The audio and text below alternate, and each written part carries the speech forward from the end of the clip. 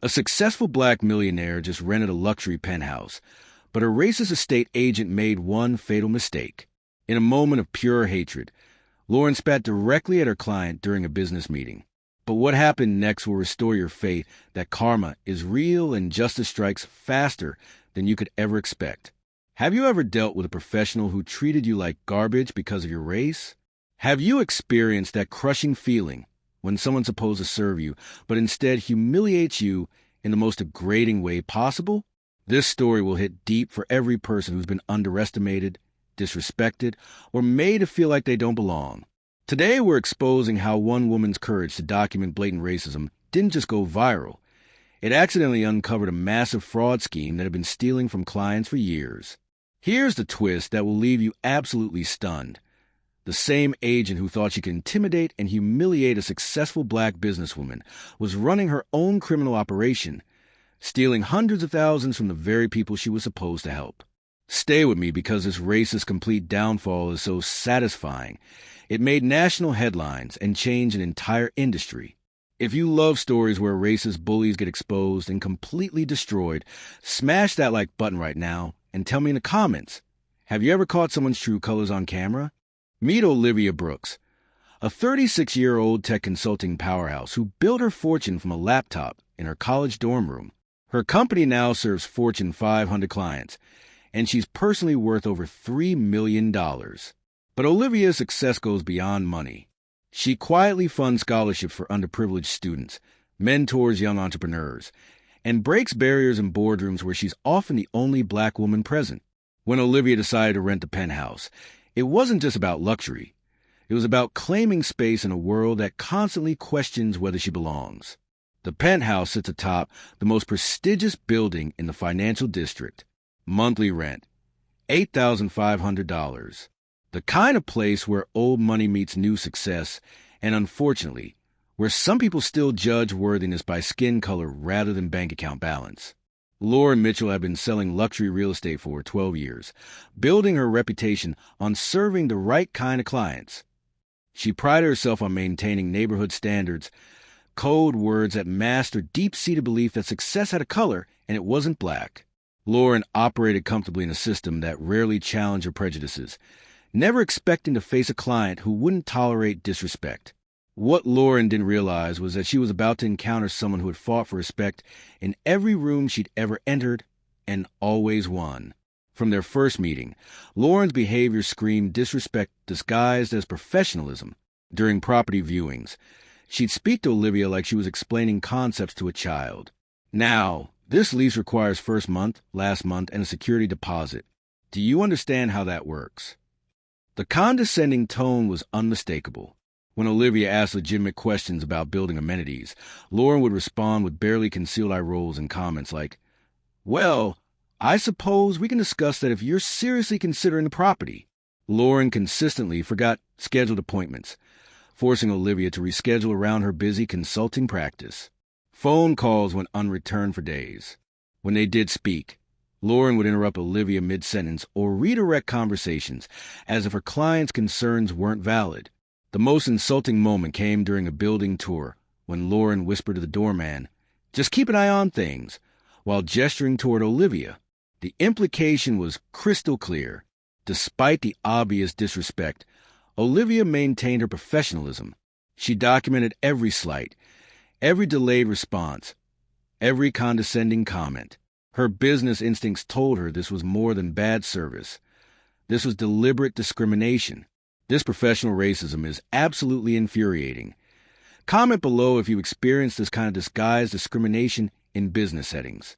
By the time lease negotiations began, Lauren was confident she had established dominance. She expected Olivia to accept whatever terms she offered without question.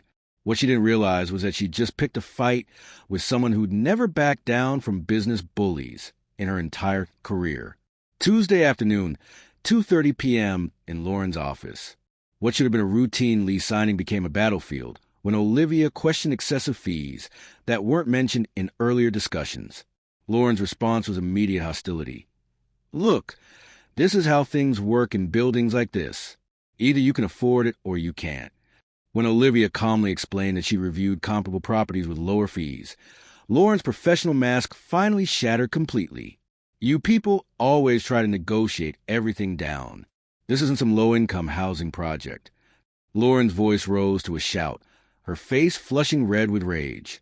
Maybe you should look for something more in your price range. Olivia stood up slowly, her voice deadly calm. Excuse me, you people? I think we need to clarify what you mean by that. That's when Lauren completely lost control. In a moment of pure racist fury, she leaned across her desk and spat directly at Olivia, the saliva hitting her jacket. Now you know exactly what I mean. Lauren sneered.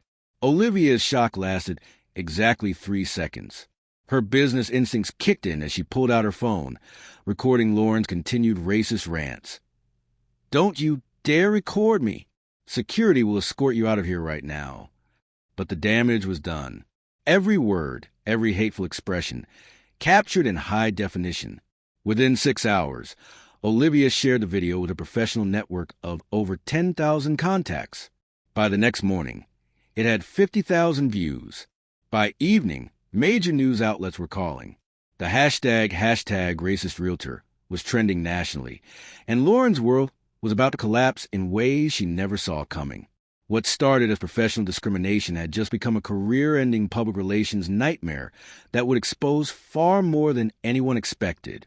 The viral video left the real estate agency with no choice. With boycott threats flooding their social media and news crews camping outside their offices, they launched an immediate internal investigation into Lauren's conduct. What they found in her client files made the racism look like a minor offense. Olivia's sharp business mind proved invaluable when investigators asked her to review her own payment records. Wait, she said, studying the documents. I sent my deposit payment to Lauren directly, but this shows it went to the property owner.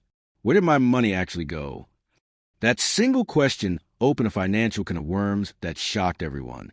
Lauren had been running an elaborate scheme for over 2 years. She collected rental deposits and first-month payments directly, then falsified bank records to show the money had been transferred to property owners.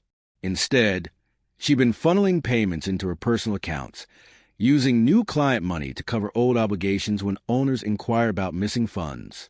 Forensic accountants discovered Lauren had stolen over $400,000 from at least 15 different clients. She'd forged lease agreements, created fake escrow accounts, and manipulated digital payment systems to hide the theft. Her victims included young professionals, retirees, and small business owners who trusted her with their life savings. Lauren's Instagram posts suddenly made sense. Designer handbags, luxury vacations, and expensive jewelry that her legitimate commissions couldn't possibly afford. She'd been living lavishly on stolen money while treating clients like criminals. The racism was just the tip of the iceberg. If you're shocked by how deep this corruption goes, hit that subscribe button because we're about to see complete justice served. When the fraud amount crossed the federal threshold, FBI financial crimes investigators took over the case. Lauren's racist video had accidentally exposed one of the largest real estate fraud schemes in the city's history. Thursday morning, 6:15 a.m., FBI agents knocked on Lauren's door with search warrants and handcuffs.